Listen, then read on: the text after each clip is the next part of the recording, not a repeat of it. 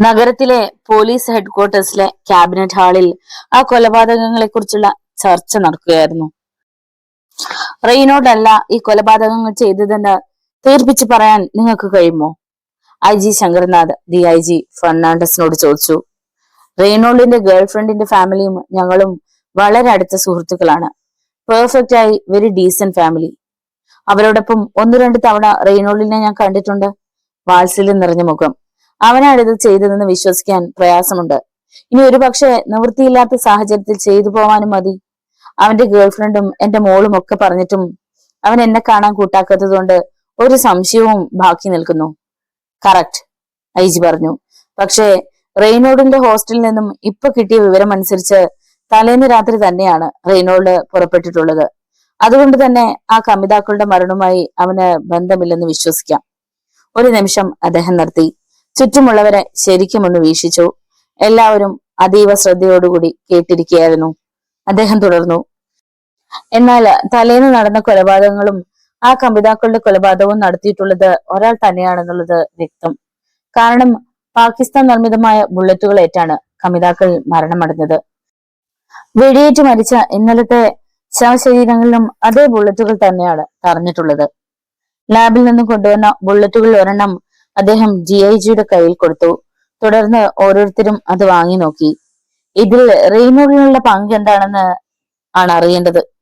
ആ പെൺകുട്ടി പറഞ്ഞ തരത്തിലാണെങ്കിൽ ഒരിക്കൽ അവനെ കൊല്ലാൻ ശ്രമിച്ചപ്പോ പിന്നെ അവനെ രക്ഷിക്കാനായി നിരവധി പേരെ കൊല്ലുക, അതും പോലീസ് ഉദ്യോഗസ്ഥന്മാരെ.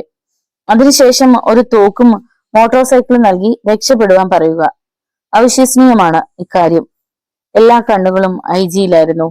ഇനി റെയ്നോൾഡിന് വല്ല ചാര സംഘടനയുമായോ അതുമല്ലെങ്കിൽ ഏതെങ്കിലും തീവ്രവാദി ഗ്രൂപ്പുമായോ ബന്ധമുണ്ടോ എന്നാണ് അറിയേണ്ടത്.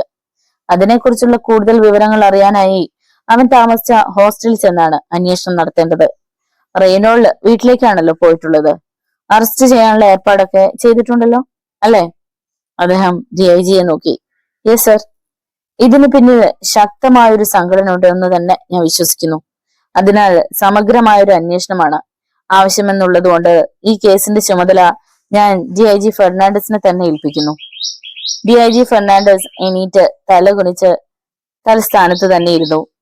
ഇപ്പോൾ റെയ്നോൾഡ് ജെല്ലിപ്പെട്ട് എന്ന കൊച്ചു നഗരത്തിലെത്തിയിരിക്കുന്നു. ഇനിയും ഒരു 10 കിലോമീറ്റർ മാത്രം ചെന്നാൽ തനിക്ക് തന്റെ വീടെത്താം. പക്ഷേ അത് അപകടമാണെന്ന് അവന് തോന്നി. ബൈലാപൂരിൽ നിന്ന് രക്ഷപ്പെട്ട് ഇവിടെ എത്തിയത് തന്നെ എന്തോ ഒരു ഭാഗ്യം കൊണ്ടാണ്. കാരണം ഈ സംസ്ഥാനത്ത് തന്നെ ഏറ്റവും മികച്ച മിടുക്കന്മാരായിട്ടുള്ളവരാണ് ബൈലാപൂർ പോലീസ് ഉദ്യോഗസ്ഥന്മാർ. അവരുടെ അതിർത്തിയിൽ നിന്നും ഏതെങ്കിലും ഒരു പ്രതി ജീവനോടെ രക്ഷപ്പെട്ട ചരിത്രമില്ല. നഗരത്തിൽ വാർത്ത എത്തുന്നതിന് മുമ്പേ പുറപ്പെട്ടതുകൊണ്ടാണ് താൻ രക്ഷപ്പെട്ടത്. ജലിപ്പട്ടിലെ ഏറ്റവും വലിയ ഹോട്ടലായ ബ്ലൂ ഹില്ലിലേക്ക് അവൻ ചെന്നു. ഒരു റൂം എടുത്തു. പിന്നെ വീട്ടിലേക്ക് ഫോൺ ചെയ്തു. ഡാഡി ആയിരുന്നു ഫോൺ എടുത്തത്. ആരോടും പറയാതെ എത്രയും പെട്ടെന്ന് ഹോട്ടലിലേക്ക് വരുവാൻ പറഞ്ഞ് ഫോൺ ക്രാഡിലിൽ വെച്ചു. കുളിക്കാനായി ബാത്റൂമിൽ കയറി. ഷവർ ഓൺ ചെയ്തു. തണുത്ത വെള്ളം തലയിൽ വീണു. ഉറക്കക്ഷീണം പാട് വിട്ടകന്നു. കുളി കഴിഞ്ഞ് ഡ്രസ് ചെയ്തപ്പോൾ കോളിംഗ് ബെൽ മുഴങ്ങി. പോക്കറ്റിൽ കൈയിട്ട് റിവോൾവർ കൈപ്പിടിയിൽ ഒതുക്കി. പിന്നെ വാതിൽ തുറന്നു. തുറന്ന വാതിലിനപ്പുറം ഡാഡിയും മമ്മിയും. അവന്റെ മുഖം വികസിച്ചു. എന്തു പറ്റി നിനക്ക്? എന്താണ് ഇതിന്റെയൊക്കെ അർത്ഥം? എന്തിനാണ് ഞങ്ങൾ എങ്ങോട്ട് വരുവാൻ പറഞ്ഞത്? ഇവിടെ എന്തിനു റൂം എടുത്തു? ഡാഡി ഒറ്റ ശ്വാസത്തിൽ ചോദിച്ചു. വരൂ, എല്ലാം പറയാം. അവർ അകത്ത് കിടന്നപ്പോൾ അവൻ വാതിൽ ലോക്ക് ചെയ്തു. പരവശമായ മുഖത്തോടുകൂടി അവർ അവന്റെ മുഖത്തേക്ക് നോക്കി. അവർക്ക് എതിർവശം ബെഡിൽ ഇരുന്നുകൊണ്ട് അവൻ എല്ലാം പറഞ്ഞു. വാക്കുകൾ കിട്ടാതെ മരവിച്ചിരിക്കുകയായിരുന്നു അവർ. ഡാഡി മമ്മി ഒന്നുകൊണ്ട് പേടിക്കണ്ട. സംഭവിക്കേണ്ടതൊക്കെ സംഭവിച്ചു. ഇനി എങ്ങനെയെങ്കിലും രക്ഷപ്പെടാൻ നോക്കണം. എങ്ങനെ? ഡാഡി ചോദിച്ചു. അതിനൊക്കെ ഞാൻ വഴി കണ്ടിട്ടുണ്ട്. ഡാഡി സമാധാനമായി പോവൂ. അവൻ അവരെ ആശ്വസിപ്പിച്ചു. എന്നാലും മോനെ, ഞങ്ങൾ... മമ്മി വിറപോണ്ട സ്വരത്തിൽ അർദ്ധോക്തയിൽ നിർത്തി. അവൻ അവരുടെ തോളിൽ പിടിച്ചുകൊണ്ട് പറഞ്ഞു. മമ്മി, എന്റെ എല്ലാ പേടിയും ഇപ്പൊ തന്നെ മാറിയിരിക്കുന്നു. ഞാനിപ്പോ ആൽബർട്ട് ഹിച്ച്കോക്കിന്റെ ഒരു നോവലിലെ വില്ലനെ പോലെയാണ്. ഓർക്കുമ്പോ നല്ല രസം. എന്നെ കുറിച്ച് ഓർത്ത് പരിഭ്രമിക്കേണ്ട. സമാധാനമായി തിരിച്ചു പോകൂ. ഇന്ന് വൈകിട്ട് ഞാൻ ഇവിടെ നിന്ന് പോകും. അതുവരെ ഞാൻ ഇവിടെയുള്ള വിവരം ആരോടും പറയരുത്. ഇതാ, ഇത് വെച്ചോ. ഡാഡി ഒരു പേഴ്സ് എടുത്ത് അവന് നേരെ നീട്ടി. അവൻ അത് തുറന്നു നോക്കി. മുഴുവൻ 500ന്റെ പുത്തൻ നോട്ടുകൾ. താങ്ക് യു ഡാഡി, അവൻ പറഞ്ഞു. വിഷമത്തോടെ അവർ ലിഫ്റ്റ് ഇറങ്ങിപ്പോയി. നിമിഷങ്ങൾ കഴിഞ്ഞപ്പോൾ അവനും താഴേക്ക് ഇറങ്ങി. ഹോട്ടലിൽ തന്നെ താഴത്തെ നിലയുള്ള റെഡിമെയ്ഡ് ഷോപ്പിൽ നിന്ന് 2 ജോഡി പാൻസും ഷർട്ടും എടുത്തു. പിന്നെ ബെഡിൽ വന്ന് കിടന്ന് ഭാവിയെ കുറിച്ച് ചിന്തിച്ചു. അതിനിടെ എപ്പോഴോ അവൻ മയങ്ങിപ്പോയി. ഉറക്കമുണർന്നപ്പോൾ സന്ധ്യയായിരിക്കുന്നു. തലേന്നത്തെ എല്ലാ ക്ഷീണവും വിട്ടകന്നിരിക്കുന്നു. മുഖം കഴുകി റൂം ബോയെ കണ്ട് ഭക്ഷണം വരുത്തി കഴിച്ചു. ഡ്രസ് ഒതുക്കി വെച്ച കിറ്റ് ബാഗ് തോളത്തിട്ടു. റിസപ്ഷനിൽ ചെന്ന് സുരേഷ് ബാബുവിന്റെ പേരിലുള്ള റൂം വെക്കേറ്റ് ചെയ്തു. ബൈക്ക് സ്റ്റാർട്ട് ചെയ്ത് വാച്ചിലേക്ക് നോക്കി. സമയം 7 മണി. ഹോട്ടൽ കോമ്പൗണ്ടിലെ ഗേറ്റ് കടന്ന് ബൈക്ക് മെയിൻ ഗേറ്റിലേക്ക് ഇറങ്ങി. ഇരുൾ നിറഞ്ഞ റോഡിലൂടെ അവൻ മുന്നോട്ട് നീങ്ങവേ റോഡരികിൽ പാർക്ക് ചെയ്തിരുന്ന ഒരു പോലീസ് ജീപ്പിന്റെ ഹെഡ്ലൈറ്റ് തെളിയുകയും അത് മുന്നോട്ട് നീങ്ങുകയും ചെയ്തു. ഇരുളിനെ കീറി മുറിച്ചുകൊണ്ട് കാറ്റിന്റെ ദിശയ്ക്കെതിരായി റെയ്നോൾഡിന്റെ മോട്ടോർ സൈക്കിൾ കുതിച്ചുകൊണ്ടിരുന്നു. ഒറ്റപ്പെട്ട ചില നക്ഷത്രങ്ങൾ മാത്രമാണ് ആകാശത്തിൽ. വീതി തീർത്തും വിജനമാണ്. എങ്കിലും അകലെയുള്ള ഹൈവേയിലൂടെ വാഹനങ്ങൾ തലങ്ങും വിലങ്ങും ചീറിപ്പാഞ്ഞു പോകുന്നതും കാണാം. ഹൈവേയിലൂടെ യാത്ര സുരക്ഷിതമല്ലെന്ന് അറിഞ്ഞുകൊണ്ടാണ് കുറച്ച് ചുറ്റിയാണെങ്കിലും ഈ സാധാരണ റോഡിലൂടെ പോകാമെന്ന് തീരുമാനിച്ചത്. ഹൈവേയിലൂടെ ആകുമ്പോൾ ഏത് നിമിഷവും പോലീസിന്റെ വലയിൽ അകപ്പെടാം. 1-2 വാഹനങ്ങൾ അങ്ങോട്ടും ഇങ്ങോട്ടും കടന്നുപോയി. അകലെ ഗ്രാമങ്ങളിലെ ഇലക്ട്രിക് ബൾബുകൾ ഇടയ്ക്കിടെ മിന്നിമറഞ്ഞുകൊണ്ടിരുന്നു. അപ്പോഴവൻ സിൽവിയെ ഓർത്തു. ഇനിയുള്ള രാത്രികൾ അവൾക്ക് ഉറക്കമുണ്ടാവില്ല. അങ്കിളിനടുത്തേക്ക് പോയ അവളുടെ ഡാഡിയും മമ്മിയും തിരിച്ചെത്തുമ്പോ ഈ വിവരങ്ങൾ അറിയുമ്പോ എന്തായിരിക്കും അവരുടെ പ്രതികരണം? DIGയുമായി വളരെ അടുത്ത ബന്ധമാണ് അവർക്കുള്ളത്. ഇപ്പൊ ഒരുപക്ഷെ അവർ തിരിച്ചെത്തിയിരിക്കും. DIGയുമായി സംസാരിച്ചിരിക്കും. എന്തായാലും തെളിവുകളെല്ലാം തനിക്ക് എതിരാണ്. അതുകൊണ്ട് തന്നെ ഒരു ബന്ധത്തിന്റെ പേരിലും രക്ഷപ്പെടാൻ കഴിയില്ല. വധശിക്ഷയെ കിട്ടുമെന്നുള്ളത് ഉറപ്പ്.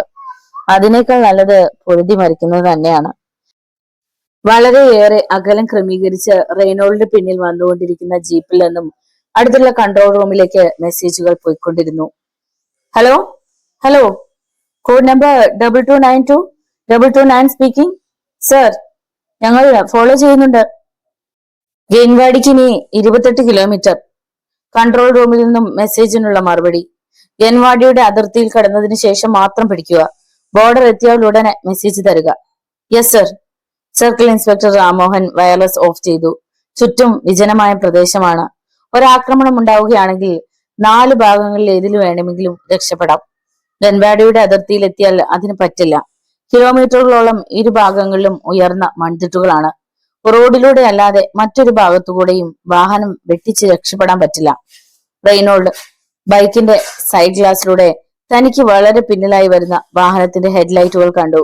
പക്ഷേ യാതൊരു സംശയവും അവന് തോന്നിയിരുന്നില്ല. വീണ്ടും നിമിഷങ്ങൾ എഴിഞ്ഞു നീങ്ങി. വഴിയരികിലെ ബോർഡ് കണ്ടപ്പോൾ അവന് മനസ്സിലായി. ഗൻവാഡി എത്താറായിരിക്കുന്നു.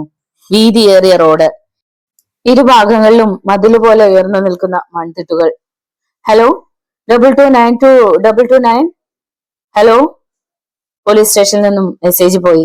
യെസ്, സംസാരിക്കുക. കൺട്രോൾ റൂമിൽ നിന്നുള്ള മറുപടി. സർ, ഞങ്ങളിപ്പോ ഗൻവാഡി ബോർഡർ കടന്നിരിക്കുന്നു. ഞങ്ങളുടെ പ്രവർത്തനം ആരംഭിക്കട്ടെ? കൺട്രോൾ റൂമിൽ നിന്നുള്ള മറുപടി വന്നപ്പോൾ CI ഡ്രൈവർക്ക് വേണ്ട നിർദ്ദേശം കൊടുത്തു. വളരെ പെട്ടെന്ന് ജീപ്പിന്റെ വേഗത കൂടി. അസാധാരണമായ വേഗതയിൽ അത് ബൈക്കിനെ സമീപിച്ചു. ജീപ്പ് വളരെ അടുത്തെത്തിയപ്പോഴാണ് അതൊരു പോലീസ് വാഹനമാണെന്നും അത് തന്നെ പിന്തുടരുകയായിരുന്നുവെന്നും അവന് മനസ്സിലായത്. താൻ പിടിക്കപ്പെടുമോ എന്നൊരു ഭീതി അവനുണ്ടായി. എന്നാൽ പിന്നിൽ ഒരു ജീപ്പേ ഉള്ളൂവെന്നും അതിൽ നിന്നും രക്ഷപ്പെടാൻ തനിക്കാവുമെന്നും അവൻ ഉറപ്പുണ്ടായിരുന്നു. ജീപ്പ് ഡ്രൈവർ ബൈക്കിനെ ഓവർടേക്ക് ചെയ്യാനുള്ള ശ്രമത്തിലായിരുന്നു. പെട്ടെന്ന് അവൻ കാലുകൊണ്ട് ഗിയർ ചേഞ്ച് ചെയ്തു. കൈകൊണ്ട് ആക്സിലേറ്റർ അയഞ്ഞു കൊടുത്തു. ഒരു മിന്നലിന്റെ വേഗതയിൽ ബൈക്ക് ചീറിപ്പാഞ്ഞു. ജീപ്പ് ഡ്രൈവറും സിയയും അമ്പരന്നു. അവരത് ഒരിക്കലും പ്രതീക്ഷിച്ചിരുന്നില്ല. അതേ വേഗതയിൽ ക്ലച്ച് പോലും പിടിക്കാതെ ഒരു വളവ് തിരിഞ്ഞപ്പോൾ അവൻ ബൈക്കിന് ഒന്നുകൂടെ സ്പീഡ് കൂട്ടി. വീണ്ടും യാത്ര. പിന്നിൽ നിന്ന് വന്ന ജീപ്പിൽ നിന്നും വയർലെസ് മുഖാന്തരം ഗൻവാഡി സ്റ്റേഷനിലേക്ക് സന്ദേശം കൊടുത്തിട്ടുണ്ടെങ്കിൽ താൻ പിടിക്കപ്പെടുമെന്ന് അവൻ ഉറപ്പുണ്ടായിരുന്നു. ബൈക്കിന്റെ ഗതി മാറ്റി രക്ഷപ്പെടാനുള്ള ഒരു പഴുതിനു വേണ്ടി അവൻ ചുറ്റും കണ്ണോടിച്ചു. നിരാശാജനകമായിരുന്നു ഫലം. ചുറ്റും 20 അടിയേറെ ഉയരത്തിൽ നിൽക്കുന്ന മതിലുകൾ. രണ്ടും കൽപ്പിച്ച് യാത്ര തുടരവെ പെട്ടെന്ന് അവൻ കണ്ടു. എതിരെ റോഡ് നിരന്ന് ചുവന്ന സിഗ്നലുമായി സൈറൺ മുഴക്കി പാഞ്ഞെടുക്കുന്ന 3 പോലീസ് വാനുകൾ. അവൻ ബൈക്ക് നിർത്തി. അപ്പോഴേക്കും പിന്നിൽ നിന്നുള്ള ജീപ്പും വന്നെടുത്തു. മുന്നിലും പിന്നിലുമായി വാനും ജീപ്പും ഒപ്പം നിർത്തി. നീട്ടിപ്പിടിച്ച തോക്കുമായി ഇരുവശത്തു നിന്നും നടന്നെടുത്ത പോലീസുകാർ അവന് ചുറ്റും വളഞ്ഞു. ഇറങ്ങൂ, ഒരു ഉയർന്ന പോലീസ് ഉദ്യോഗസ്ഥൻ അവനോട് ആജ്ഞാപിച്ചു. അവൻ ബൈക്കിൽ നിന്നിറങ്ങി. ഞങ്ങളിൽ നിന്നും രക്ഷപ്പെടാമെന്ന് കരുതി അല്ലേ? അദ്ദേഹം ചോദിച്ചു. അവനൊന്നും മിണ്ടിയില്ല. 10 മടങ്ങ് വേഗതയിൽ അവന്റെ മനസ്സപ്പോൾ മിടിക്കുകയായിരുന്നു. ഹാൻഡ്സപ്പ്, അദ്ദേഹം പറഞ്ഞു. കൈ ഉയർത്തി നിന്നപ്പോ ഒരു ഇൻസ്പെക്ടർ വന്ന് അവന്റെ ദേഹമാകെ പരതി. പോക്കറ്റിൽ നിന്നും റിവോൾവർ കണ്ടെടുത്തു. കയറൂ. അവരവനെ ഒരു വാനിൽ കയറ്റി. വാനുകൾ തിരിച്ചു മുന്നോട്ട് വിട്ടു. അവനെ കയറ്റിയ വാനിന് മുന്നിലായി എസ്കോട്ടായി 2 വാനുകളും പിന്നിൽ ജീപ്പും. ഒരു പോലീസുകാരൻ അവന്റെ ബൈക്കിലുമായി യാത്ര തുടർന്നു. അവന് ചുറ്റും ജാഗരൂകരായിരിക്കുകയാണ് ഉയർന്ന പോലീസ് ഉദ്യോഗസ്ഥർ. ആരെങ്കിലും എന്തെങ്കിലുമൊക്കെ ചോദിക്കുമെന്ന് അവൻ കരുതിയെങ്കിലും ആരും ഒന്നും മിണ്ടിയില്ല. അവരുടെ എല്ലാം കയ്യിൽ റിവോൾവറുകൾ ഉണ്ടായിരുന്നു. തലേന്ന് രാത്രി ഉണ്ടായ പോലീസ് മർദ്ദനത്തെ കുറിച്ച് ഓർത്തപ്പോ അവന്റെ ഉള്ളം കിടുങ്ങി. പെട്ടെന്ന് പിന്നിൽ നിന്നൊരു പൊട്ടിത്തെറിയേറ്റ് തല ചെരിച്ചു നോക്കിയ അവരൊക്കെയും ഞെട്ടിത്തെറിച്ചു. പിന്നിൽ വന്ന ജീപ്പ് കത്തി ചാമ്പലാകുന്നു. അതിനപ്പുറം മറിഞ്ഞു കിടക്കുന്ന ബൈക്ക്. ഒരു നിമിഷം എല്ലാ വാനുകളും നിർത്തി. പോലീസുകാർ ചാടിയിറങ്ങി. ട്രിഗറിൽ ചൂണ്ടുവിരൽ കൊളുത്തി ഓർഡറിനായി അവർ കാത്തുനിന്നു. സംഭവിച്ചത് എന്തെന്നറിയാനായി വാനിൽ നിന്ന് 4 പോലീസുകാരും പുറത്തിറങ്ങി. സെക്കൻഡുകൾ കൊണ്ടത് സംഭവിച്ചു. റോക്കറ്റിന്റെ വേഗതയിൽ പാഞ്ഞു വന്ന വെടിയുണ്ടകൾ അവരൊക്കെയും നിലത്ത് വീഴ്ത്തി. അവനെ പുറത്തേക്ക് വിടൂ, അല്ലെങ്കിൽ നിങ്ങളൊക്കെയും ഈ നിമിഷം ചാമ്പലാകും. ഇടിമുഴക്കം പോലെയുള്ള ശബ്ദം അവിടെ മുഴങ്ങി. അവർക്കത് അനുസരിക്കേ നിവൃത്തിയുണ്ടായിരുന്നുള്ളൂ.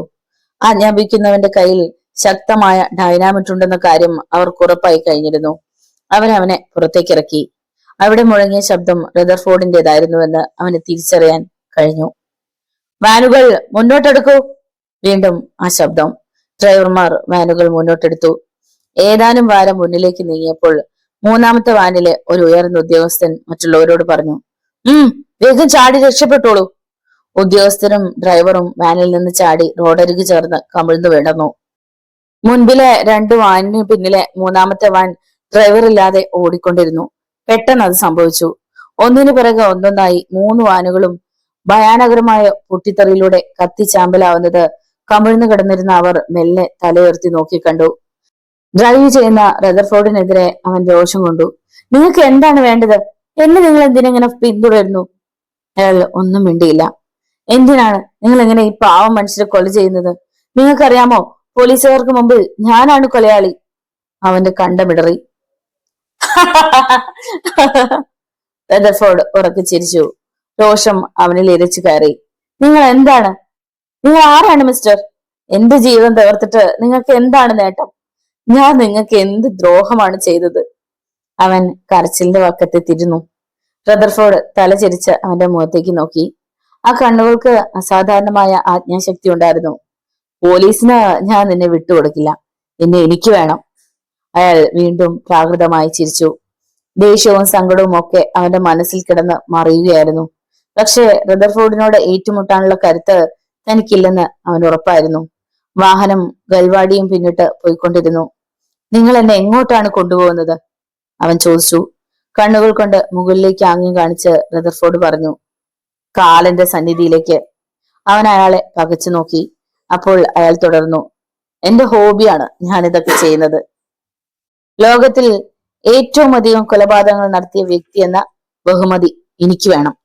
അത് കേട്ട് റെയ്നോൾഡ് ഞെട്ടി. മുൻപും ഞാൻ ഏറെ കൊലപാതകങ്ങൾ നടത്തിയിട്ടുണ്ട്. അന്ന് അബദ്ധവശാൽ ഞാൻ പോലീസിന്റെ കരങ്ങൾക്കുള്ളിൽ ചെന്നുപെട്ടു. അവരെ വെട്ടിച്ച് ഈ സംസ്ഥാനത്ത് ഞാൻ എത്തിയിട്ട് 3 ദിവസമേ ആയിട്ടുള്ളൂ. അയാളുടെ മുഖത്ത് കനത്ത ഗൗരവം പരന്നു. അവന്റെ നെഞ്ചിൽ കടുത്ത അഗ്നിയും. ഞാൻ ലക്ഷ്യമിട്ട ഒരാളും ഇതുവരെ എന്നിൽ നിന്ന് രക്ഷപ്പെട്ടിട്ടില്ല. പക്ഷെ ആദ്യമായി നിനക്കതിന് കഴിഞ്ഞു. അവന്റെ മനസ്സിൽ പെരുമ്പറയടി മുഴങ്ങി. തുടർന്ന് അയാൾ എന്താണ് പറയുന്നത് അറിയാൻ അവൻ കാതോർത്തു. ആ രക്ഷപ്പെടലിലൂടെ നീ എന്നെ തോൽപ്പിക്കുകയായിരുന്നു. എന്റെ ആദ്യ പരാജയം. അയാൾ അവനെ നോക്കി ക്രൂരമായി മന്ദഹസിച്ചു. നിന്നെ ഞാൻ ഇഞ്ചിഞ്ചായി കൊല്ലും. നീ അങ്ങനെ പെട്ടെന്ന് മരിക്കാൻ പാടില്ല. ആദ്യം നിന്റെ കൈകാലുകൾ ഞാൻ അരിഞ്ഞിടും. ചെവിയും മൂക്കും അരിയും. കണ്ണുകൾ തൂണ്ടും. അങ്ങനെ സാവകാശം ഞാൻ നിന്നെ വെട്ടി നുറുക്കും. അയാൾ ക്രൂരമായി ചിരിച്ചുകൊണ്ട് അവനെ നോക്കി. ആ മുഖത്തെ പൈശാചിക ഭാവം കണ്ട് അവൻ നടുങ്ങി തെറിച്ചു. അപ്പോ വലതുവശത്ത് നിന്നും അയാൾ നീളമുള്ളൊരു വാൾ കയ്യിലെടുത്തു.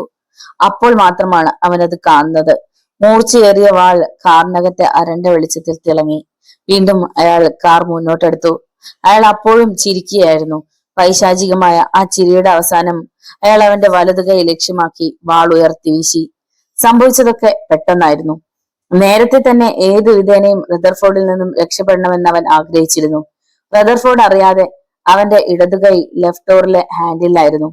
റദർഫോർഡ് വാൾ ഉയർത്തിയതും ഓടിക്കൊണ്ടിരുന്ന വാഹനത്തിൽ നിന്നും അവൻ ഡോർ തുറന്ന് പുറത്തേക്ക് ചാടിയതും ഒരുമിച്ചായിരുന്നു. സീറ്റിലെ സ്പോഞ്ചിൽ വാളമർന്നു. റദർഫോർഡിന്റെ മുഖം ദേഷ്യം കൊണ്ട് ചുവന്നു. അയാൾ കാർ ബ്രേക്ക് ചെയ്തു.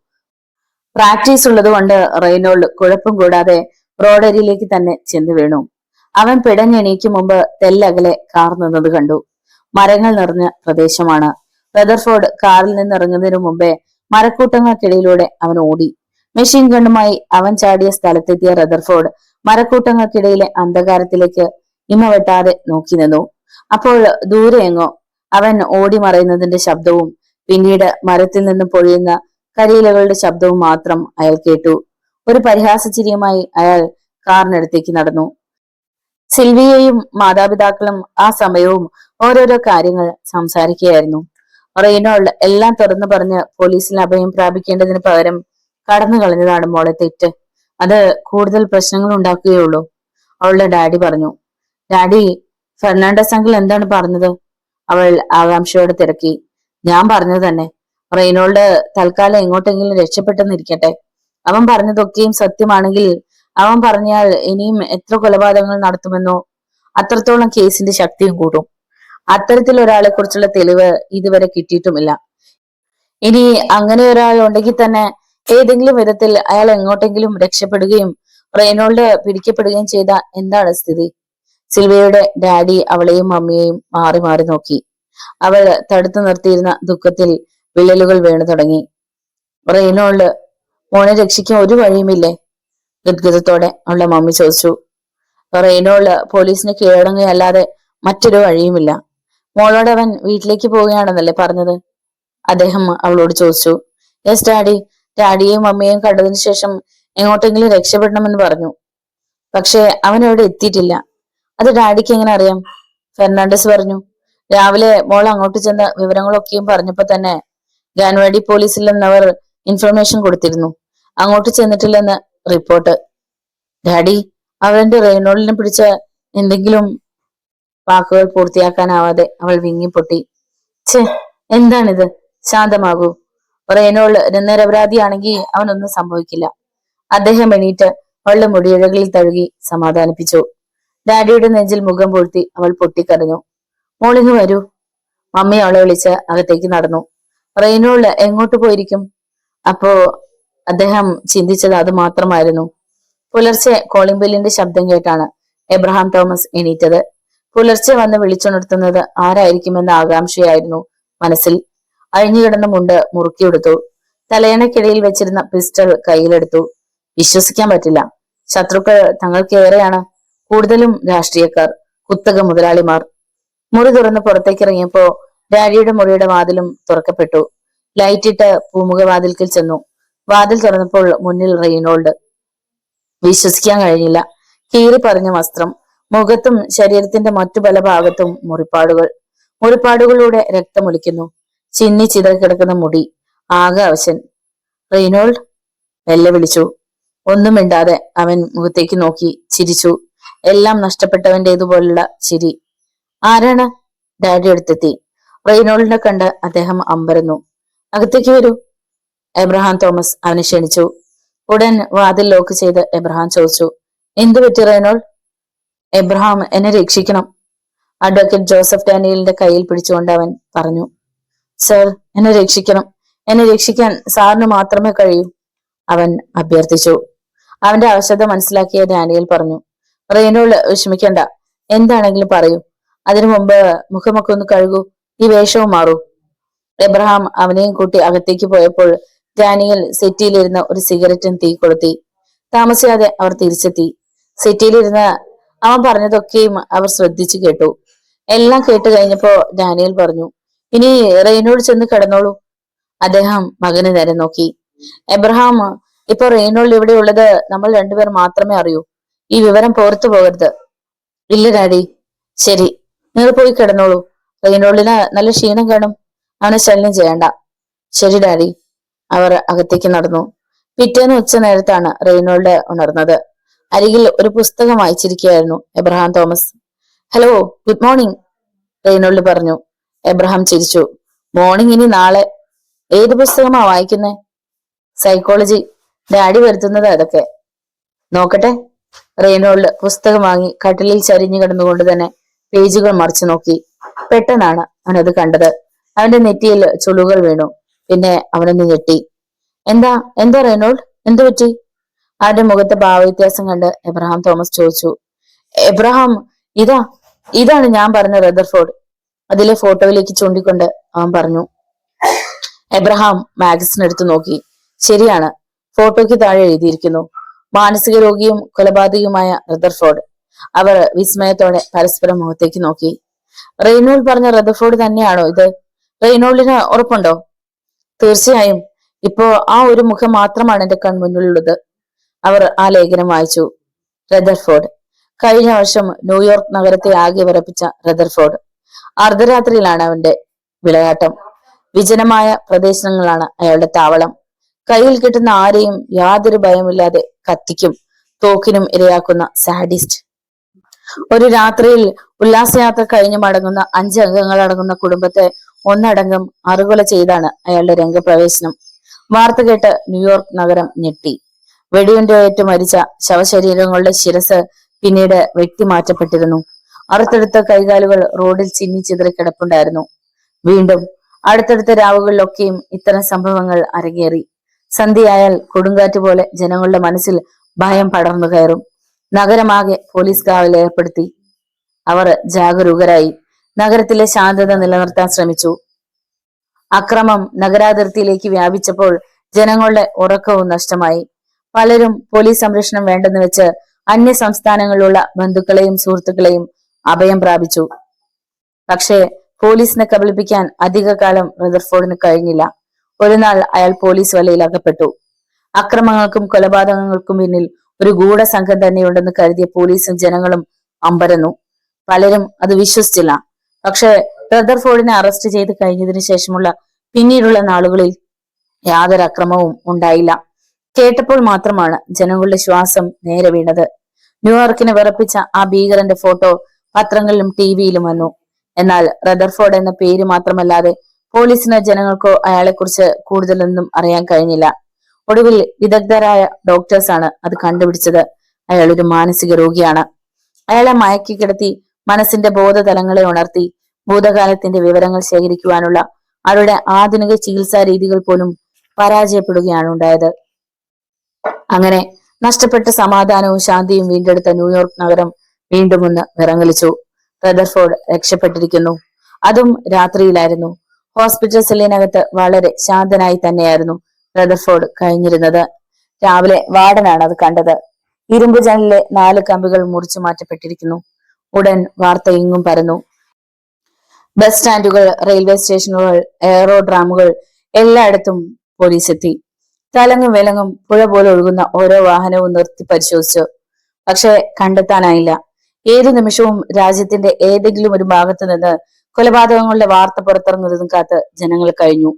എന്നാൽ അത്ഭുതങ്ങളൊന്നും സംഭവിച്ചില്ല. ദിവസങ്ങളും ആഴ്ചകളും മാസങ്ങളും കടന്നുപോയി. ക്രമേണ ജനങ്ങളിൽ നിന്നും ആ ഭയം നീങ്ങി. ന്യൂയോർക്കിൽ നിന്ന് മുങ്ങി ഇപ്പോൾ അയാൾ ഇന്ത്യയിൽ പൊങ്ങിയിരിക്കുന്നു. എബ്രഹാം റെയ്നോൾഡിനെ നോക്കി പറഞ്ഞു. റെയ്നോൾഡിന്റെ കണ്ണുകളിലെ വിസ്മയം അപ്പോഴും വിട്ടുമാറിയിരുന്നില്ല. എല്ലാം എന്നോ കണ്ട ഒരു ഇംഗ്ലീഷ് സിനിമയിലെ രംഗങ്ങൾ പോലെ തോന്നുന്നു.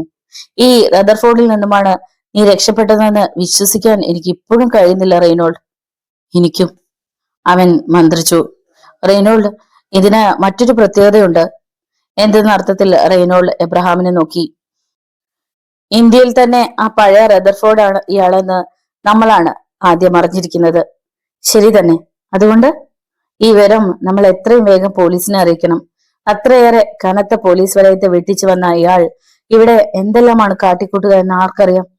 ശരിക്കും വളരെയേറെ രക്ഷാസന്നാഹങ്ങൾ ശരിപ്പെടുത്തി മാത്രമേ ഇയാളോട് നേരിടാനുള്ള ധൈര്യം പോലും കാണിക്കാവൂ. റെയ്നോൾഡ് എബ്രഹാമിന്റെ വാക്കുകൾ ശ്രദ്ധിച്ചു കേട്ടുകൊണ്ടിരുന്നു. ഇതുപോലൊരു ഇന്റർനാഷണൽ ഹിച്ചറെ 2 തവണ കബളിപ്പിച്ച് രക്ഷപ്പെട്ടവനാണ് നീ എന്ന് ഓർക്കുമ്പോ ഓ എന്താ പറയുക, അത്ഭുതം, മഹാത്ഭുതം തന്നെ തോന്നുന്നു. റെയ്നോൾഡ് മന്ദഹസിച്ചു. ബൈലാപ്പൂർ പോലീസിന്റെ ബുദ്ധിയും യുക്തിയും അസാധാരണമായ കഴിവും ഒക്കെ നമ്മുടെ രാജ്യത്ത് തന്നെ അറിയപ്പെടുന്നതാണ്. അവരെയാണിപ്പോൾ ഇയാൾ വാഴത്തണ്ട് പോലെ അരിഞ്ഞു തള്ളുന്നത്.